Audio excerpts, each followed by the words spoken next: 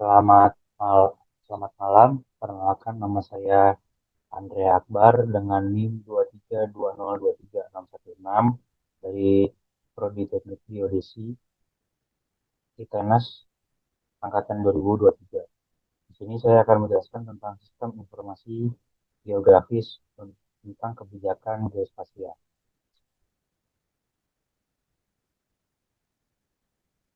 Nah, di sini outline yang akan saya jelaskan pada presentasi kali ini, yang pertama itu adalah pengertian dari SIG itu apa. Nah, di dalam SIG ini terdapat eh, 4 komponen, yaitu ada data SIG, ada perangkat keras SIG, ada perangkat lunak SIG, lalu ada sumber daya manusia SIG.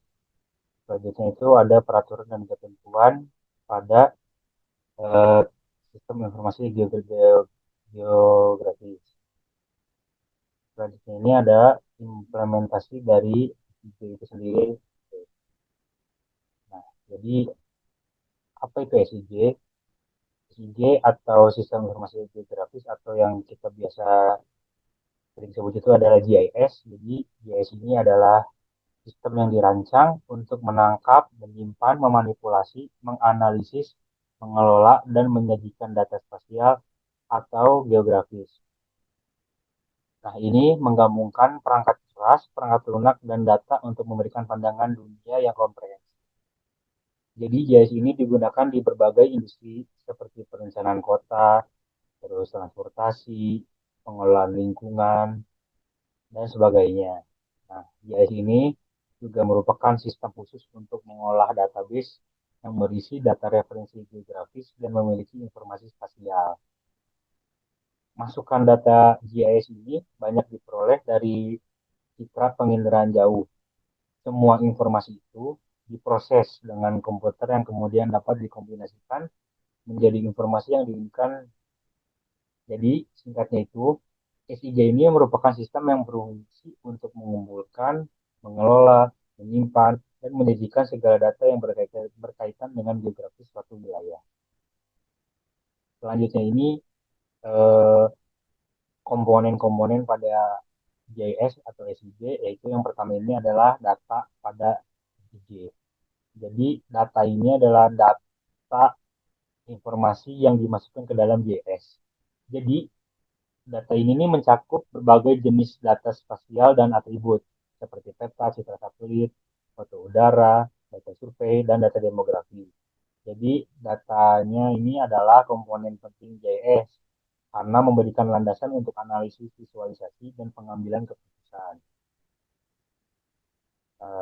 Jadi di data spasial ini, jadi data spasial itu merupakan data grafis yang menunjukkan kenampakan lokasi geografis atau tempat-tempat di muka bumi. Data ini umumnya merupakan peta yang menginterpretasikan dan memproyeksi seluruh fenomena objek di bumi, baik fenomena alami maupun buatan manusia.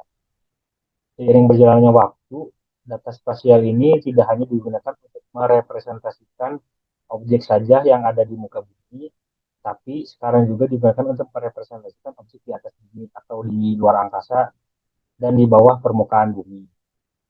Nah, data spasial ini juga dibagi menjadi tiga.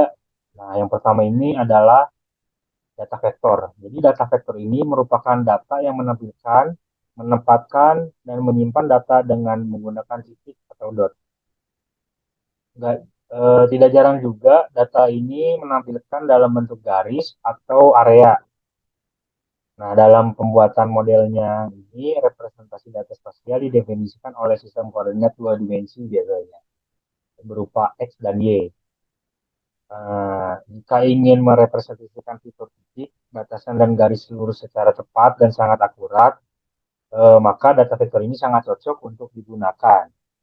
Selanjutnya ini ada data raster. Nah, data raster ini merupakan data yang menampilkan, menempatkan, dan menyimpan data dalam bentuk pixel, sehingga sehingga membentuk petak-petak tertentu jika dilihat dari jarak jauh.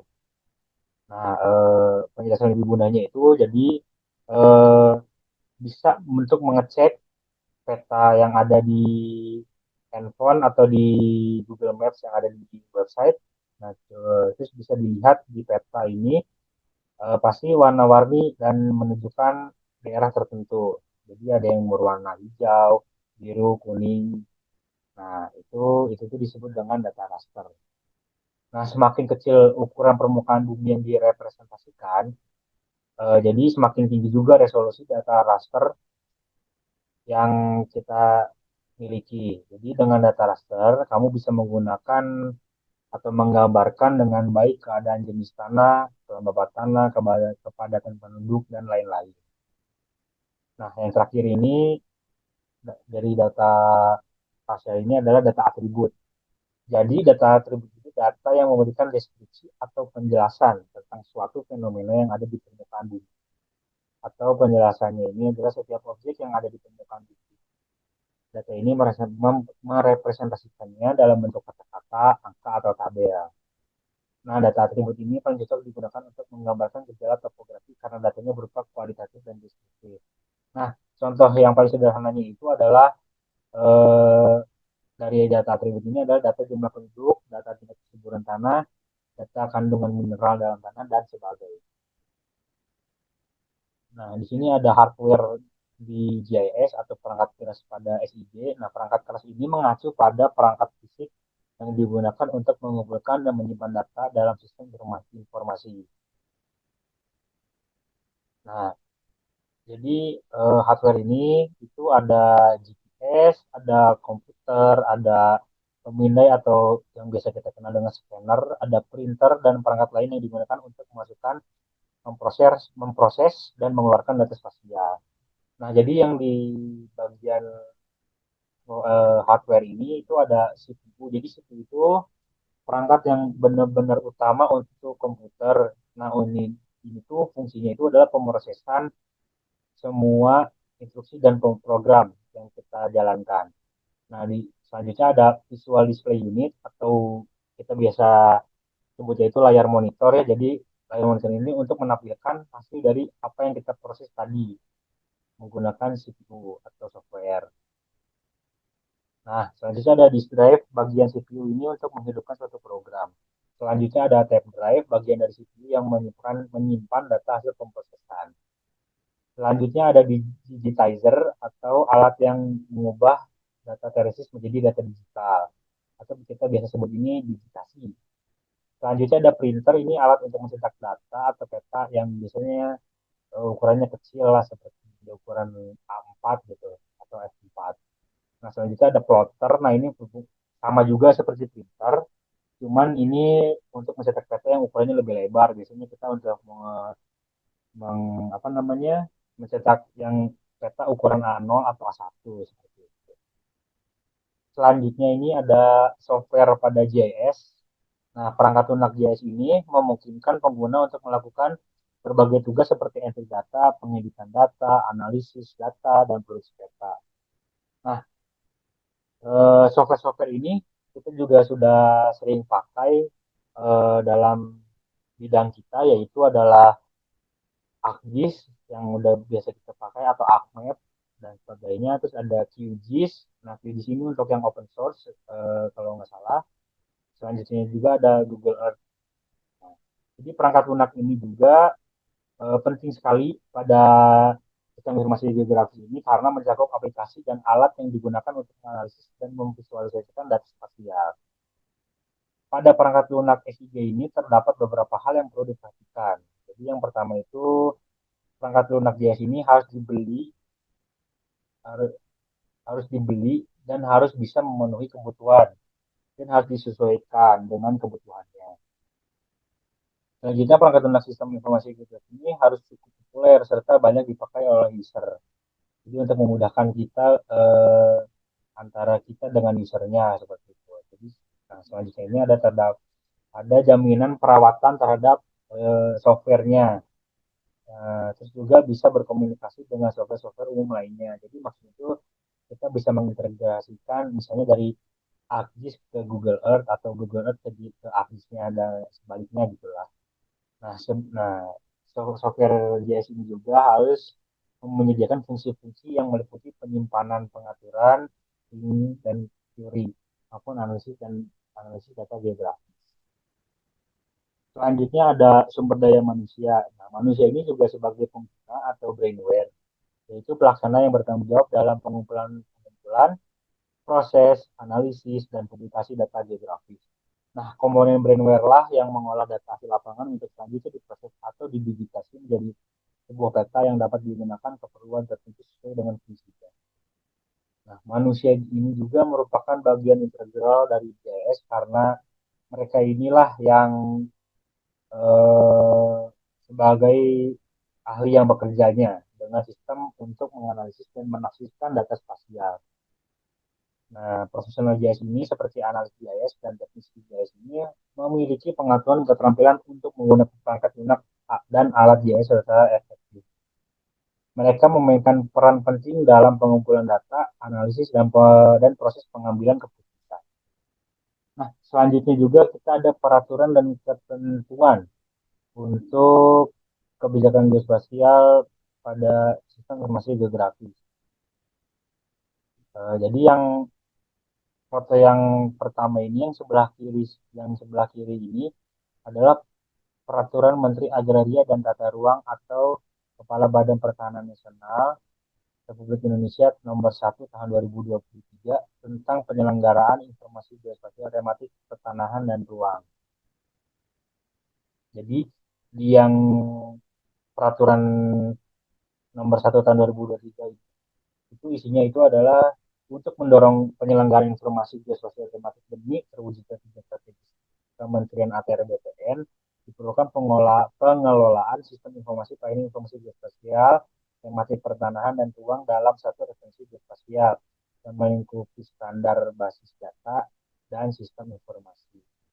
Selanjutnya, poin B ini bahwa untuk menjamin terwujudnya pengelolaan sistem informasi dalam pelayanan informasi geospasial tematik, pertanahan, dan ruang multiguna yang didukung oleh informasi geospasial yang benar, tepat, aman, terintegrasi, mudah diakses, atau dibagi pakaikan secara umum, tetap dapat dipertanggungjawabkan secara berkelanjutan. Diperlukan pedoman mengenai penyelenggaraan informasi geospasial tematik, pertanahan, dan ruang. Selanjutnya poin C ini bahwa Kementerian ATR BPN ini merupakan penanggung jawab informasi geospasial tematik pertanahan dan ruang dalam kebijakan satu peta, penyelenggara data dalam satu data Indonesia, dan salah satu simpul jaringan dalam jaringan informasi geospasial nasional. Selanjutnya ini kita melihat di sebelah kanan ini, foto yang nomor kedua ini adalah Undang-Undang Republik Indonesia nomor 4 tahun 2011 tentang informasi geospasial. Jadi informasi geospasial ini merupakan alat bantu dalam perumusan kebijakan, pengambilan keputusan, dan atau pelaksanaan kegiatan yang berhubungan dengan ruang kementerian. Informasi geospasial ini sangat berguna sebagai sistem pendukung pengambilan kebijakan dalam rangka menggerakkan pembangunan ekonomi, sosial, budaya, dan ketahanan nasional. Khususnya dalam pengelolaan sumber daya alam, penyusunan rencana tata ruang, perencanaan lokasi investasi dan bisnis perekonomian, penentuan garis batas wilayah, pertanahan, dan kepariwisataan. Informasi geospasial juga merupakan informasi yang amat diperlukan dalam penanggulangan bencana, pelestarian lingkungan hidup, dan pertahanan keamanan. Nah, pada bagian ketiga pengolahan data dan informasi geospasial, pasal 30 pengolahan informasi geospasial sebagaimana dimaksud dalam pasal 25 huruf B merupakan proses atau cara mengolah data dan informasi geospasial. Pasal 31 ini, poin 1 ini, pengolahan data informasi geospasial dilakukan dengan menggunakan perangkat lunak yang berlisensi dan atau bersifat bebas dan terbuka. Selanjutnya ini adalah implementasi GIS pada perencanaan wilayah kota. Jadi GIS ini banyak digunakan dalam perencanaan wilayah kota untuk menganalisis dan memvisualisasikan data spasial terkait penggunaan lahan, zonasi, infrastruktur, dan sebaran penduduk. Ini membantu para perencana membuat keputusan berdasarkan informasi tentang pembangunan di masa depan, jaringan transportasi, dan alokasi sumber daya. Nah, selanjutnya ini ada pemetaan bidang tanah. Nah, pemetaan bidang tanah ini adalah kegiatan pengelolaan data, pengolahan data, dan penggambaran hasil pengukuran bidang-bidang tanah dengan suatu metode tertentu pada media tertentu sehingga letak ukuran bidang tanah dapat diketahui dari media tempat pemetaan bidang tanah tersebut.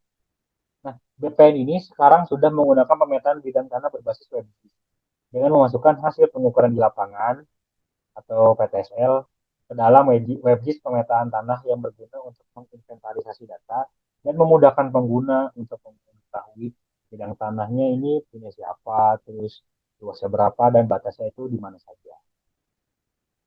Ya, sekian presentasi dari saya. Kurang lebihnya mohon maaf. Wassalamualaikum warahmatullahi wabarakatuh.